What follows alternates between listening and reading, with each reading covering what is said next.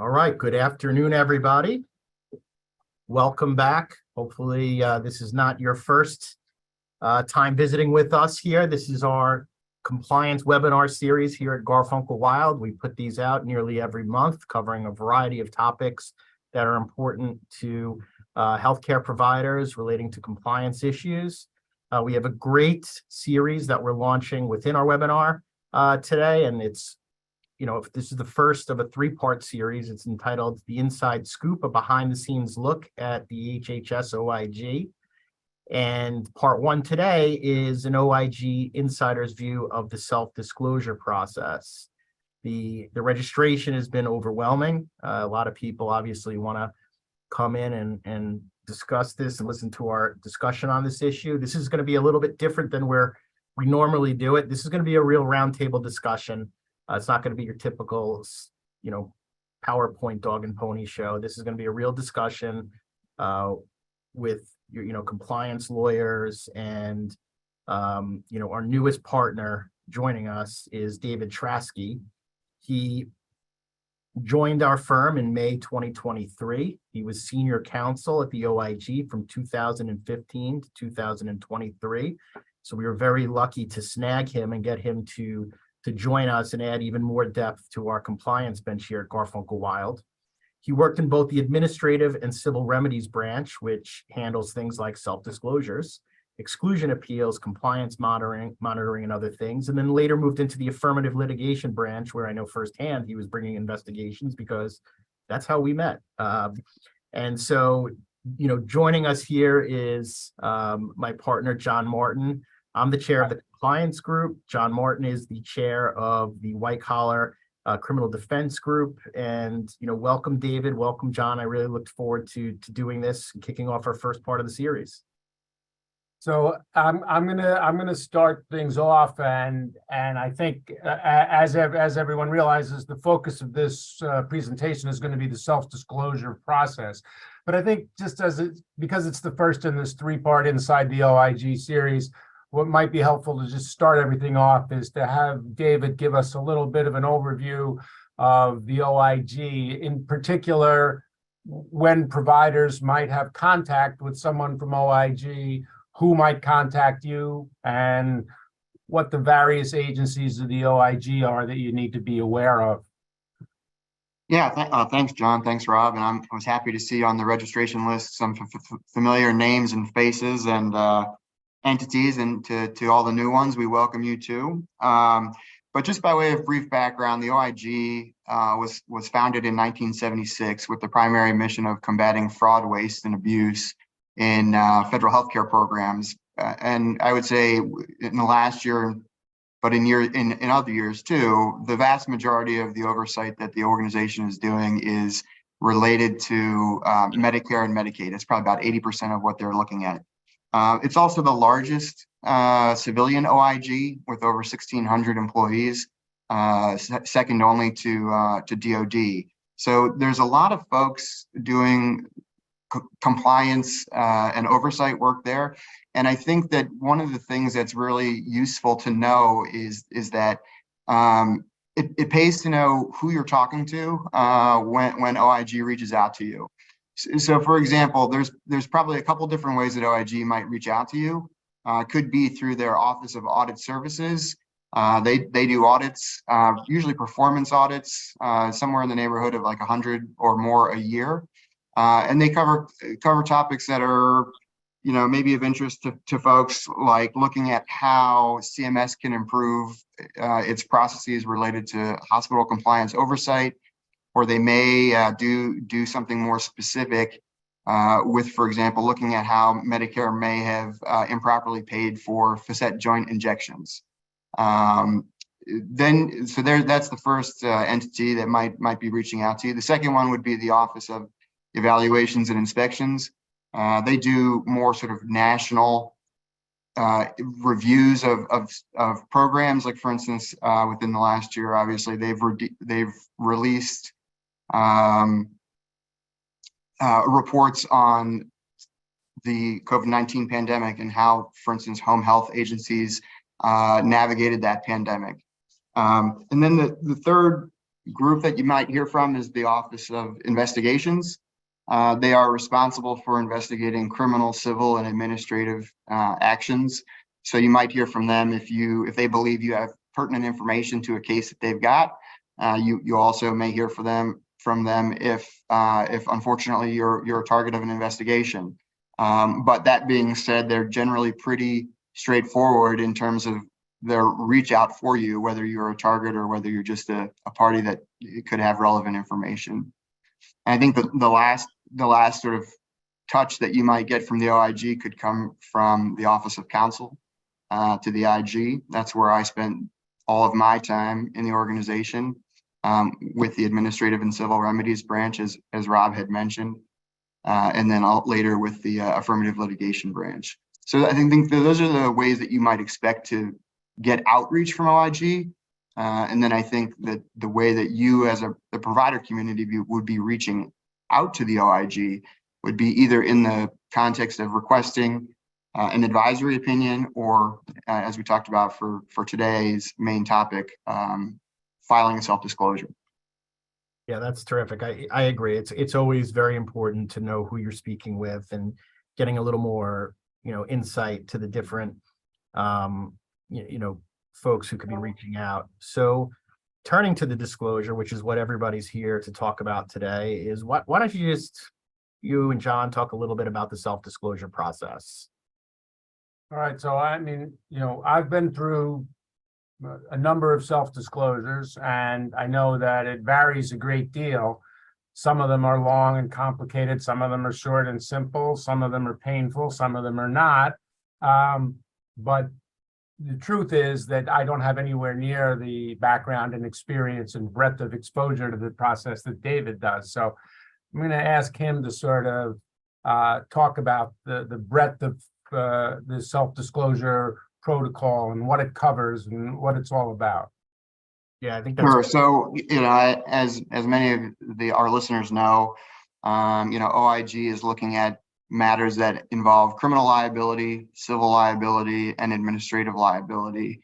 And the self-disclosure protocol was set up in 1998 to give providers a way to voluntarily come forward and disclose conduct that they believe may give rise to liability under OIG's civil monetary penalty law. So who is eligible? Who is the program for? Is it for, everyone, hospitals, doctors, patients, physician groups? Yeah. So, I mean, what's great about the protocol is that it casts a wide net. So, I've handled disclosures from skilled nursing facilities, home health agencies, hospice providers, ambulance suppliers, DME suppliers, physicians, physician practice groups, hospitals, healthcare systems. So really anyone, who is operating in the healthcare space, who is engaged in conduct that they believe may give rise to CMP liability, can avail themselves of OIG's self-disclosure protocol. all right. So like for guys like John and I, we do self-disclosures routinely, whether they're to the feds, the state, but we kind of we follow the protocol, we advise our clients, and we kind of feel like when we press send, it enters the black abyss, that we can't, maybe answer all those questions about the inner workings. So let's talk about a little bit about the process on the OIG side of things. Okay, we're back in your hallways where you used to work, and how does the self-disclosures, how do they come in? Where do they go? What is the typical subject matter you're seeing? Are there thresholds that you're looking for when these comes in? Is it just fraud billing? Is it mistakes? What do we do? When do we go to the MAC? Things like that. So kind of what happens on the inner halls there after we press send?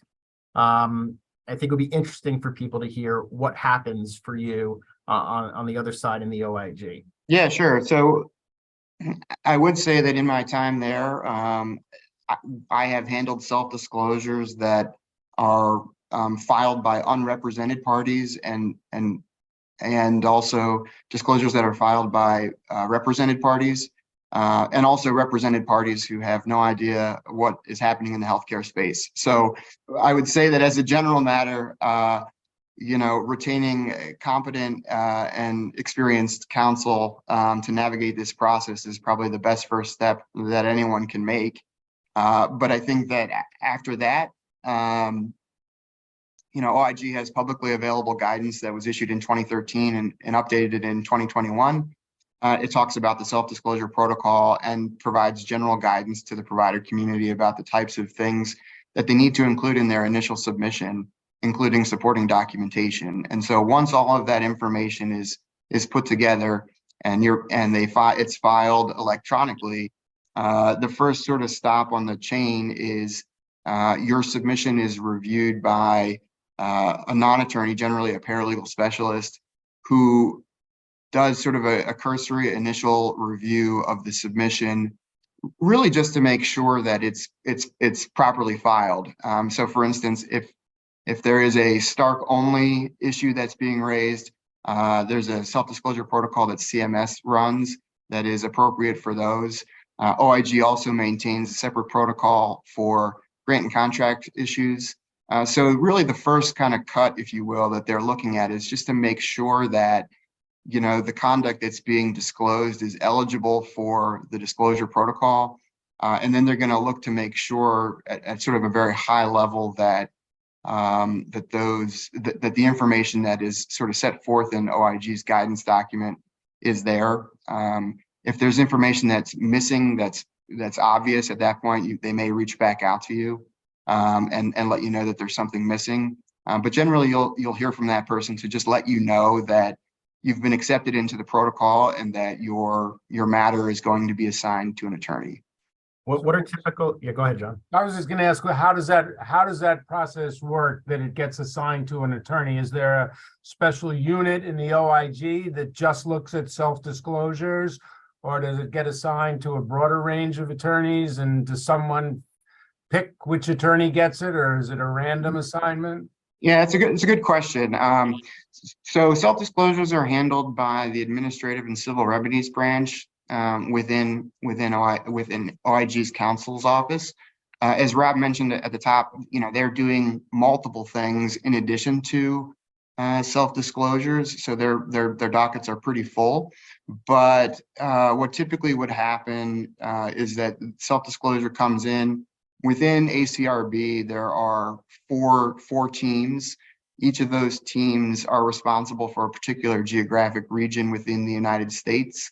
So your disclosure will get funneled to one of those teams based on where you're located geographically. And then from there, it would be assigned to an attorney on that team. And so what those teams look like generally is that you'll have at the top of the team leader would be the deputy branch chief. And under that individual, there's going to be probably anywhere from 5 to 7 line attorneys. And so the work comes in, the deputy branch chief or someone responsible for making assignments will then distribute those to the line attorneys. And then the line attorney is going to start his or her review of the in-depth review of the disclosure itself. So am I understanding this correctly, that there's 4 sections and you got 5 to 7 in each, so there's somewhere between 25 and 30 lawyers reviewing all the self-disclosures for the country? Yes. And those lawyers are also doing the other type of work that you described, civil enforcement, litigation. Yeah, they've got full plates. So they're also going to be doing negotiating compliance agreements. They're going to be monitoring compliance agreements. They're going to be working with DOJ to resolve False Claims Act liability. They're going to be doing exclusion appeals, all sorts of things. They're sort of a jack of all trades, if you will, within the organization.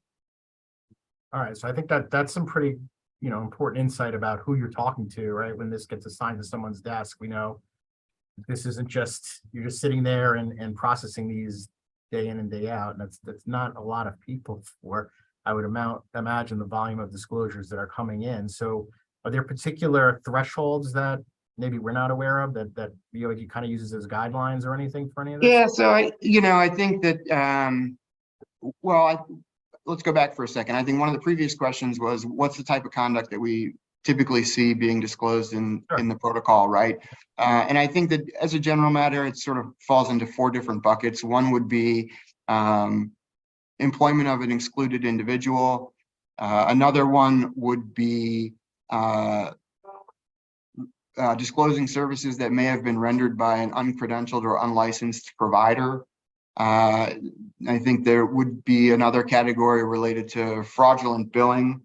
And then I think the 4th category would probably be generally things that would be classified as, improper remuneration. So, sort of with those, kind of with those things in mind. If you say remuneration, you're talking anti-kickback, right?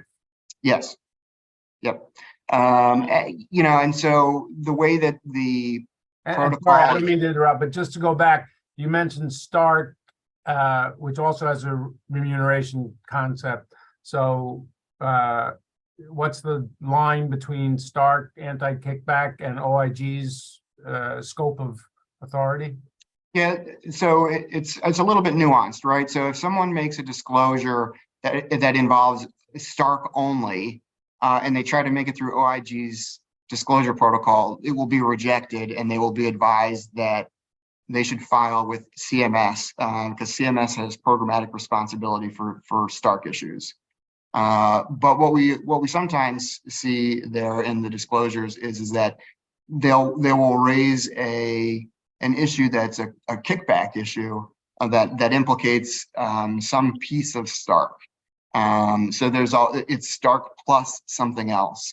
And then so in those instances, OIG, assuming all things being equal, they'll take that into the protocol, and so that they would resolve both of those issues. But I think it's important to note that while there is sort of some loose, collaboration, if you will, between CMS and OIG as it relates to their disclosure protocols, that they're not really talking to each other. So it's just something to be mindful of. Now, what about, things that are coming in what about kind of the mistaken billing? You catch an error, or, where does that go in there? Or Even if the dollars are big, right? Like, yeah. So one of the key components to acceptance into the protocol when folks are submitting their documents or their package is that they have to identify with specificity the particular provision of the CMP that they believe has been impacted by the conduct. So if that information is not included, there's a high likelihood that the application to the disclosure would be rejected. And so one of the things that they look at is if the provider makes this, acknowledges responsibility with specificity. And so when that occurs, you talked, I think, a moment ago about thresholds. So the minimum threshold that they have for kickback type conduct is $100,000 in single damages, right? And that amount is kind of consistent with OIG's statutory authority to impose penalties of up to $100,000 for each transaction, and then an assessment on top of that. But then for all other matters that are non-kickback related, the threshold is only $20,000, and that is consistent with their statutory authority to impose a penalty of at least $20,000 for improperly submitted claims, and then an assessment on top of that. Right. So for outside of that kind of culpability, so to speak, that which you're talking about, we're going back to the MAC in that case and doing. Yeah. So if it's something that's just like a straightforward mistake, an error, and the provider believes that there is no CMP liability, or they can't identify with specificity the particular provision of the CMP, if it really is just sort of a pretty straightforward mistake, then the appropriate resolution there would be to go back to the Medicare administrative contractor or the fiscal, whoever the fiscal intermediary is.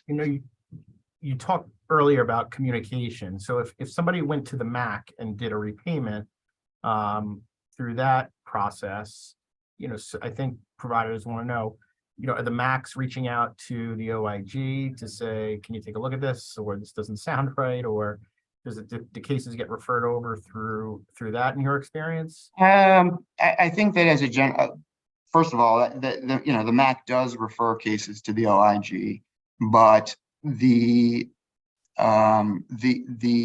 type of scenario that you're describing, where if someone makes a repayment to the MAC, both the MAC and the OIG are very busy.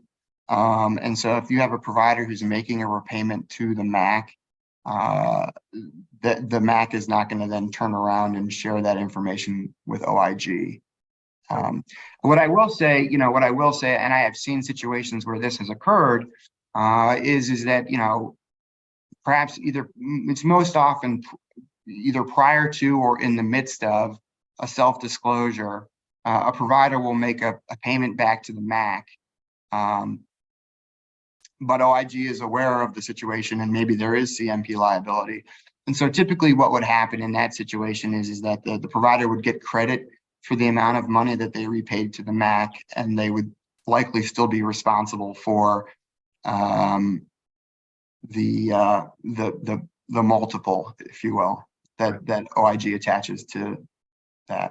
All right, let's just quickly handle our acronyms as I see a question come in. When we say CMP, we're talking about the Civil Monetary Penalties Law. Correct. You keep hearing CMP. For those of you out there, it's the Civil Monetary Penalties Law. Okay. It's essentially an anti-fraud statute. It's part of the Social Security Act. So a lot of times clients come to us and, we figured this out. I don't really want to, I'm afraid, so why am I doing this? Why am I going through this process? Where aren't I going to trigger more, scrutiny and liability? So why don't you talk a little bit about the benefits of the self-disclosure process and why providers should be inclined to make use of it? Yeah. Aside from their legal obligation. Yeah, it's a fair question. And I think when I explain this to people, I think about something that my folks taught me when I was little. They basically said to me, if you mess up, fess up, and do it as quickly as you can. So I think that the first sort of real benefit to this is understanding that under the CMPL, the liability and the risk to the provider is significant, in that they could be subject to up to 3 times the amount that they had billed to the federal healthcare programs, not the amount that was paid, but the amount billed. So in any calculation, that could generally be a very significant dollar amount. And so I think the first benefit of making the disclosure to the OIG is that, first of all, it demonstrates to the OIG that the provider has a functioning and effective compliance program, right? Otherwise, how would you know that you've got a problem unless you're doing your compliance homework? I've had folks, whether it was in like an OMIG or OIG, tell me, like, when they're doing compliance reviews, they tend not to believe your compliance program is effective if you haven't done a self-disclosure. Or evidence of repayment. So that's certainly consistent for what we've experienced on the other side of things. Yeah, and I think that in bygone times, there was some question as to whether or not having a compliance program was necessary, whether it was worth the cost.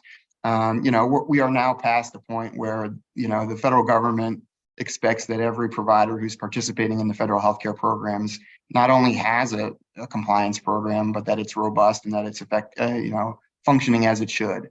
So, so I think that just by virtue of coming into the protocol, you're signaling to the government, hey, listen, we've got a compliance program and it works.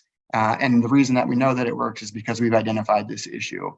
So, so because of that, position, the government would then say, okay, thank you so much for bringing this to our attention. We recognize that you have potential CMPL liability here. but because you came to us, we'll give you the benefit of a reduced payment, if you will. So as a general matter, if the OIG comes knocking on your door, they're going to have the ability to seek up to 3 times the amount that was submitted. But if you go through the protocol, they use a 1.5 multiple on the single damages amount. So there's a considerable cost savings there. And in addition, again, sort of with a nod to the fact that there's a recognition that they have an effective compliance program, generally speaking, there is an understanding that if you're coming into the protocol and settling a matter, that as a result of that, you do not need to have additional compliance obligations thrust upon you, whether it's a corporate integrity agreement or some other type of integrity agreement. And what about the timing of this? There's a rule, there's a 60-day rule that I'm familiar with. So what about the timing of your self-disclosure? So I think that, with one of the other sort of added benefits is that it provides some protection, if you will, from the 60-day rule and the obligation of providers to report and return monies within that time period. You can always go back to CMS and say, hey, listen, we're working this out with the OIG through their self-disclosure protocol. And so you may be able to use that as a little bit of a shield to kind of toll the time within the 60-day rule.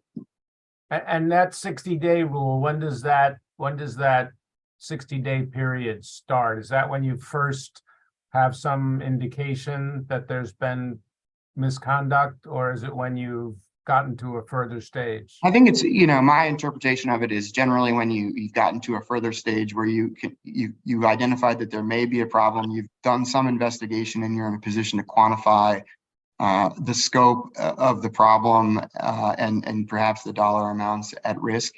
So that's from my experience, that's typically when the clock starts ticking. And what happens if you don't report within 60 days? Well, then there's a 60-day rule, and there's penalties associated with failing to report and return monies to CMS in a timely fashion. Right, the False Claims Act can kick in at that point, right? Yeah, that's it. That's another possibility too. As far as benefits to the self-disclosure, it does not offer. Disclosing to the self-disclosure protocol would not necessarily provide you with immunity, so to speak, if there was some sort of a subsequent False Claims Act case. But certainly, in my experience working with several U.S. attorneys' offices in different components within DOJ, they're going to be less interested in pursuing a matter if they know that that the same conduct over the same time period that they're looking at has already been resolved with OIG. So but when it's been resolved based on a self-disclosure, right? Correct. And I think that the last thing that's sometimes overlooked as a benefit to the self-disclosure is the fact that in entering into a settlement agreement with the OIG to resolve potential CMP liability through the protocol, part of the settlement agreement that OIG has, they give a release for OIG's permissive exclusion authorities. So, there's a lot of conversation about exclusion, and that's, for a lot of providers, that's the sort of the death knell. If you're excluded from participating in federal healthcare programs, there are 2 types of exclusions. There are mandatory exclusions, which are mandated by Congress, and those typically are related to matters in which there have been a conviction, and that the conviction is what triggers the mandatory exclusion from the program. But then there's a whole host of other exclusions that would fall into this bucket of permissive exclusions, meaning that OIG can choose or not to pursue them. And so by using the protocol, what ends up, the additional benefit to the provider is, that they get this release for anything that might fall under a permissive exclusion. Essentially, the government is saying, hey, listen, you've come through the protocol, and so once we resolve this, we're closing our books on this, and we're moving on to the next one. So I'll just add, those are obviously the crucial, tangible advantages to participating in this program if you identify an issue. Mhm. But the other one that I always counsel clients about is the ability to sleep at night for the next several years. Because if you find something like this and you don't disclose it, you're just waiting for the shoe to drop and hoping it doesn't, and that's not a comfortable place to be. No, and I mean, and I think that sometimes, there's a lot of different ways that providers or issues end up on the government's radar. And there's some of the most common examples that I have seen in my time is through disgruntled employees or disgruntled former employees, former spouses, things like that. So there's lots of different avenues and lots of different ways to make the government aware of potential wrongdoing. And so I think your instinct is correct, John, in that, if you have an opportunity to disclose something and you don't take advantage of that opportunity and the government later comes knocking, you're in for a much bumpier ride than you would otherwise have been. I know we want to talk about kind of do's and don'ts, but one of the things I think a lot of the folks listening in probably worry about is, all right, I submitted this. Are they gonna, really dig in here and start looking at all different aspects? Am I going to trigger all of these audits and continuous monitoring? How am I going to get viewed now? Is it in such a negative light? And are they going to start, taking a microscope to my practice? Right. Am I putting a target on my back? That is the question we get. Yeah. Yeah, it's a fair question, candidly, but again, I think that what I would say is that it would not do those things. And the reason that I say that is because, again, the OIG is focused on compliance and program integrity, and they want the provider community to be focused on it too, right? And so if you're using the protocol, then the OIG would look favorably upon entities that make disclosures to the protocol, because again, as we sort of talked about, it shows that you're taking your compliance obligations seriously. And I think the other thing is just looking at it realistically. We talk about the number of attorneys that are handling these types of self-disclosures. And the reality of it is that given their workload and the other things that they're doing, they're going to be looking at the things that you're raising in your disclosure. They don't frankly have the bandwidth or the time to dig into this and say, oh, well, we got a self-disclosure from a hospital where they have a problem with their incident to billing in cardiology. I wonder if they have the same problem in orthopedics, right? They just don't. They don't have the time to kind of look into it in that way, and they're not going to.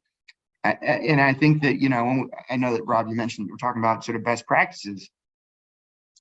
One of the things that OIG is going to look at in those disclosures is they're going to say, all right, well, your program works and that you brought it to our attention, but we also want to know how did you solve the problem, or what corrective measures did you put in place to make sure that something like this doesn't happen again, or reduces the likelihood that something like this would happen again. And so, one thing that I have certainly seen is where a physician practice group or a hospital or healthcare system employs a physician, that physician gets into trouble for false billing or something like that, and then is ultimately, removed from the position, they're fired. And then the hospital comes and makes a disclosure to the protocol. OIG, they're going to go through their process with the hospital or healthcare system. In some instances, depending on the information that is shared with them, they may then go and look at the individual provider who's no longer employed by the hospital. But as a general matter, they're not going to be kind of digging into or fishing around for more work to do. I think that's a a pretty good segue into another major topic here, which is what are the elements of a successful self-disclosure participation? What do you need to know once you decide this is the right way to go? What do you need to know about how to do it in order to maximize whatever benefits you're going to get from the program? So as I mentioned, there's a publicly available document that's out there on OIG's website, and it's instructive not only for the providers and their counsel, but it's also used by the line attorneys when they're going through and evaluating the submission. And so in that document, there's certain information that is required for all disclosures that are made under the protocol. And then there's additional information that's required for matters involving false billing or the employment of excluded persons. But basically, kind of in a nutshell, what they're looking for is, let's just use a hospital system as an example, right? They're going to want to know who's the hospital system, what's their what's their general information, provider number, tax ID number, kind of all that stuff. Whether the disclosing party is owned and controlled by someone else. They're going to want basic information about names of relevant persons. They're going to want information about addresses and phone numbers so that they can reach out to you. And I think that what they're looking for in particular, in addition to those things, is a pretty concise statement of the facts that led to the disclosure. So looking at it from the beginning, hey, our compliance department discovered this thing. We investigated it, we ran it to ground, we identified the problem, we took some sort of corrective action, and this is what we think the issue is. And remember, this is the important part. What's the specific provision within the CMP that they believe is potentially violated, right?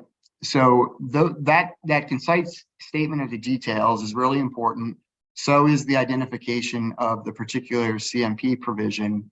And then also they're going to want to know, which federal healthcare programs are affected by the conduct. So for most folks, it's going to be Medicare and Medicaid.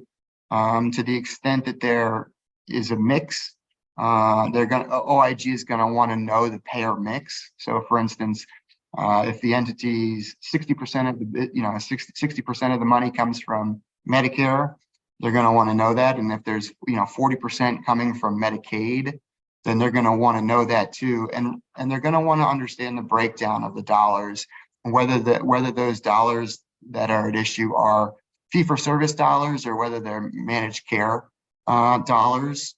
And so that helps them assess the scope of it, but it also helps ensure that the money that is repaid through the protocol gets back to the correct places. So that raises a question that some people might have, which is Medicare or Medicaid managed care plans. Is the protocol applicable in those circumstances? Yeah, so as long as it's a federal healthcare program, whether it's Medicare or Medicaid, fee-for-service managed care, as long as the conduct is eligible to be reported through the protocol, they'll take it. And I will tell you, I don't know all of the gymnastics that goes through just deciding or determining, which portions go back to, Medicaid, managed care or fee for service. There's someone else, that sort of looks at all that. But just suffice it to say, it's important to know that you can use the disclosure for those types of issues. All right. So what are some of the don'ts? If the providers made that decision to disclose, what are some of the really, red flags or things you really don't want to put? Yeah, so I think, if you're talking about how to get rejected from the protocol or how to get kicked out of the protocol once you've been accepted, I think that rejection from the protocol, right, the first thing would be you want to make sure that whatever it is that you're disclosing through the protocol is that is the appropriate mechanism, right, that we talked about, right? So we spent a little bit of time talking about simple mistakes and overpayments, those would go to the MAC. Stark only issues would go to CMS's protocol. And then there's a separate protocol within OIG for grant and contract matters. So for the first order of business is just making sure that you're submitting to the correct protocol. Because if you don't, it'll get rejected. I think that the second order of business is cooperating fully. So let's just say, for instance, that you've been accepted to the protocol, you make a submission, your case is assigned now to a line attorney. The line attorney is reviewing the information that you provided, and they're looking at it and they're saying, I don't understand, how damages were calculated, or maybe they gave short shrift to the factual description. Right, that's where I was going to ask. Yeah, and the line trying to be a little loose or gray or quick. Yeah. So the line attorney is going to come back to whoever is identified as the point of contact and say, hey, listen, I need you to explain this a little bit more. Maybe they wouldn't, depending on how complex it is, they may invite you to make like sort of an additional submission, like an addendum to your submission. Usually those can go directly to the line attorney because it's already been accepted into the protocol. But I think, providing vague information is a surefire way to either get rejected outright or set yourself up for a lengthy, conversation with the line attorney so that they can understand what's going on. And I think one of the other things too, as well, is failure, as we discussed, failure to identify with specificity the particular provision of the CMP that they believe is at issue. A lot of times we'll see people say, well, the government may think that there's a problem, but I don't think there is, or, we potentially violated, federal healthcare rules and regulations. Like those sorts of sort of generic statements are not gonna get it done. And so what the OIG is looking for is, some acceptance of responsibility and also specificity with the potential violation. So I think those, as far as those go, those are some of the big ones. I think too, as well, again, even though they're government attorneys and they're busy, they still need to get through the work. And so if they're requesting additional information or documentation from you, it's in your benefit to provide that information as quickly as possible. And if for some reason you need time to collect it, or if you're having trouble locating it, really it's about communication. So they're pretty flexible. If you need more time to pull some things together, but there's a lot of times where providers just sort of, fall off the grid and we don't hear from them, and we are trying to get information to move it along and we can't. So just being a good communicator, being responsive to government inquiries, I think is important. And then I think this one is sort of, I guess, important to say, but maybe not as critical as some of the other ones. I'd say that a good disposition goes a long way when you're dealing with the government. Complaining about, especially when you voluntarily gone through entered the protocol, then to complain about the process or the dollar amounts that you're being asked to repay, it doesn't reflect favorably, on the provider. So I would just caution the provider or their counsel to be mindful of So don't start heckling your counsel about the 1.5, right? Like trying to negotiate it to single damages and things like that is. Yeah. So right, and so as a general matter, there's really only one set of circumstances under which they will accept less than a 1.5 multiple on the single damages, and that's if there's an inability to pay argument that is raised. And when should you raise that? I would raise that as soon as possible. I would include that in your initial submission, or obviously if you're already in the process and there's a material financial change to your position, you would want to report that as quickly as possible. And just understand, though, that if you raise that argument, that the attorney is going to then ask for you to complete individual financial disclosure forms and business financial disclosure forms and provide supporting documentation. Because let's just say, for instance, that the single damages are $100,000. A mom and pop ambulance supplier in Ohio may not have that money to pay it back, and so they're going to say, hey, listen, we can't pay $100,000, let alone 1.5 times that amount. And so the ability to pay should be raised early. I understand that also will lengthen the time that it takes to get to resolution, but if it's relevant and it's necessary to raise it, then by all means do so. Couple of questions about damages. Generally, can you give us some idea of how the best way to calculate damages, mistakes to avoid, but also even a little more specifically, how far back do you have to go? You identify a problem, how far back do you have to go when you're presenting that in the protocol? So that's a good question. The CMP has a 6-year look back period, and all 6 years may or may not be applicable. For instance, if you have conduct that only happened in 2018 and 2020, and it just doesn't go back 6 years, then you would want to make that point in your submission. But if you have a long-standing issue, that started in 2017 and is, continuing, then you're going to have to go all the way back to that 6-year period. In addition, there's nothing that would prevent you from actually going beyond the 6-year statute of limitations. Some people do that because they want the benefit of getting the release. If the conduct is started in 2014, for example, they still want that, that release to cover that period. And in situations like that, that would be another situation where if something is outside of the statute of limitations, it could still be disclosed, and that would maybe be a circumstance where they would take less than a 1.5 multiple. But as it relates to the calculation of damages and the methodology that's used, essentially OIG is looking for one of two things.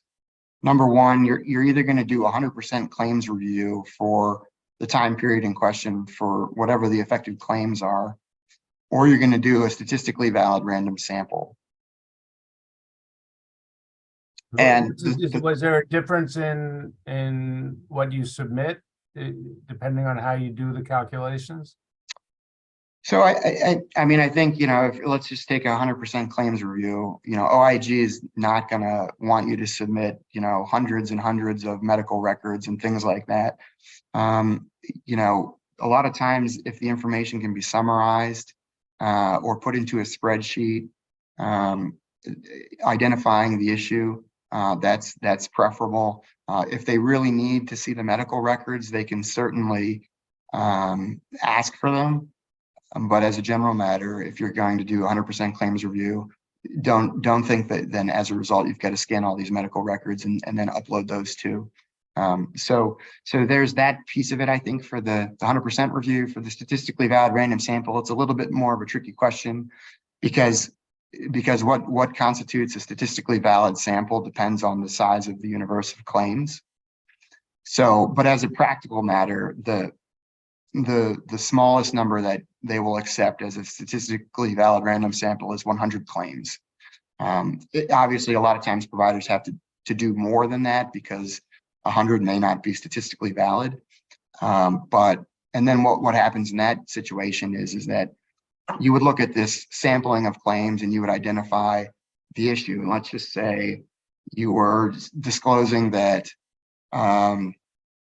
that you improperly submitted claims for facet joint injections in the back, right? And you're going to do a sample, and your sample, let's just say your sample is 100 claims, and say you look at the medical records for those, and of the claims that are in your sample, 25% of what was in the sample was improperly billed. So then you would take that whatever the dollar amount is for that 25%, and you would multiply that dollar amount times the entire universe of claims. So that's generally how you're going to be calculating damages in those types of cases. For calculations involving excluded persons, it depends on whether or not the services that the individual provided are separately billed. If they are, then that's the approach that you would follow. If they're not able to be separately billed, then you would basically OIG uses a proxy of what's the person's salary, what's the benefits, what's the dollar value of employing this person for whatever the time period is, and you'd have to break it out by year. But that they would use that as a proxy in such circumstances where the service cannot be billed individually. And is there a particular OIG policy regarding when you're disclosing potential anti-kickback violations? In what sense? Do they calculate damages based on the amount of the kickbacks, the value of the kickbacks paid, or the value of the claims, or right? Typically it's the value of the remuneration is what they're going to be using there. So when you're doing an anti-kickback disclosure, that's the important number that's correct. Yep. Okay. I think we're close to the end, but maybe just a couple of quick questions. I've tried, folks, to address some of these questions that were in the chat there. So feel free to take a look. I answered what we feel we could answer here. One question is, comes up asking to define as the treble damages on the billed amount, the allowed amount, or the paid amount, right? So, John, that's something that, well, I guess, David, you can answer certainly from the OIG's perspective. John and I, we've certainly had experience dealing with this issue with our false claims defenses. Right. Of our In the clients. False Claims Act, the government often seeks to use the billed amount, even if it's not anywhere near the paid amount. Yeah, more times than not, certainly if you're in a good settlement posture, you're usually able to move them off. Let's talk about the Sometimes. protocol. What do they use? Yeah. So they're going to want to know what the billed amount was, but generally they're using the paid amount. Again, it's another nod to cutting the providers in the government's view, cutting the providers a break for using the protocol. So they're going to be primarily looking at what's the paid amount, although they'll expect to see both numbers in there. And then we have another question. This is something, David, you and I have, recently talked about, and it is, what if I get jammed up on a RAC audit, a Z-pick, a U-pick? What if I get smacked around here on one of these audits? Does that trigger an OIG investigation? And let's talk about, I mean, I know some of the answers here from our conversations, but I guess talk it out how it could, or likelihood and things like that. And Sure. So you become interested more Yep. often. Yeah. So I think I think the big sort of takeaway from that would be that the self-disclosure protocol is not available for entities that are presently under investigation.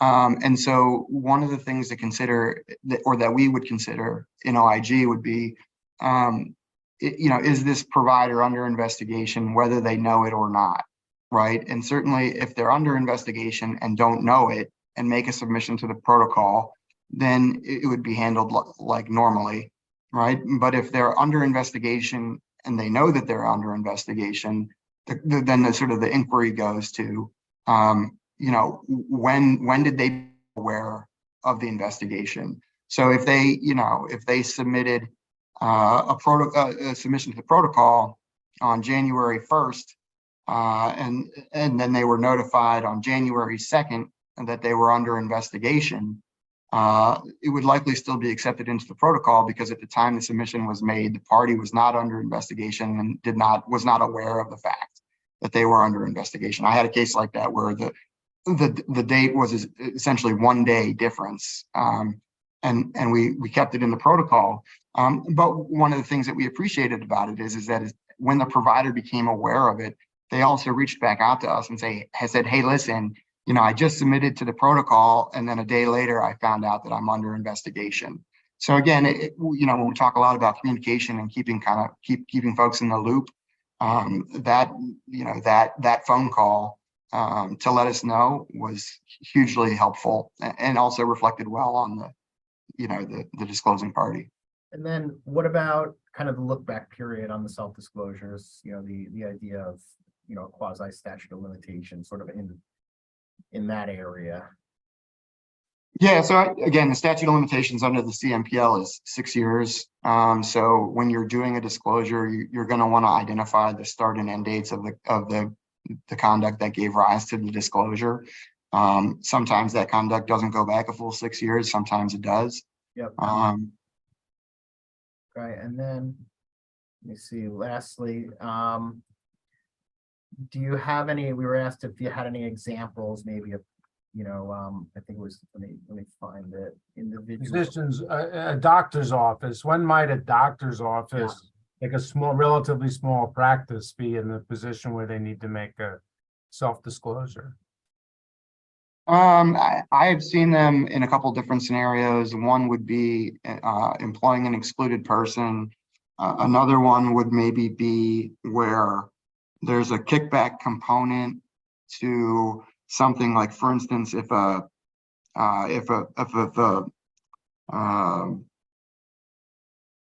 health system paid or someone paid below market value, or got free services or equipment or personnel, referral based compensation, that's another one. If you're being paid based on the volume and value of your referrals, that's a situation that would maybe be ripe for the disclosure protocol, because it implicates the kickback statute, as well as maybe some Stark things as well.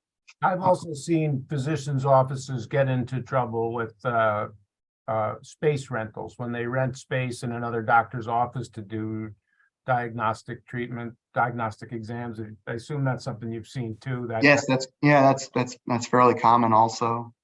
So that's another great example of circumstances where maybe a smaller group would maybe be inclined to make a disclosure. And then I would also just say, the other situations that we see commonly with physicians or physician practice groups are, sort of more kind of in the realm of false claims, right? Where services were billed, but they weren't rendered, or maybe they weren't properly supervised, or they weren't supported by adequate documentation. Maybe it was medically unnecessary, or there's some upcoding going on. Those are all things that can be rightfully handled through the protocol also. Okay. Well, I think that brings us up right to the hour. I'm sure we could go through more and more and more. Let me just say some parting things here. Number one, thank you to everybody who attended. The recording will be sent out tomorrow to all of our registrants. My thanks to David and John for a great conversation. I thought it was terrific. And then lastly, the typical legalese of, nothing here constitutes legal advice.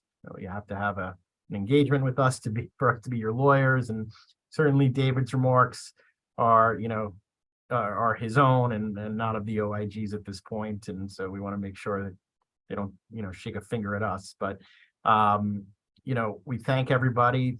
I'll leave it to David or John if they have any closing remarks, and you can certainly feel free, if you have any questions or issues or you want to discuss, you can feel free to reach out to any one of us, and we'd be happy to talk about it with you further. And do not miss, and make sure you sign up for the second installment of this series, which will be coming to you in September. So Garfunkel Wild, thanks you all. Thank you. I'm just going to say quickly that I've done a number of these, and they're among the most difficult projects I've worked on because of the many levels and layers and issues and complexities with respect to damage calculation and liability. And this program is a great program, and clients that have participated in it have generally been satisfied that they're treated fairly. But it's not something to be taken lightly. It's something that requires a lot of foresight and thought and experienced advice. Terrific. I agree. All right. Well, thanks, everybody, and have a great rest of your afternoon. Bye now. Bye.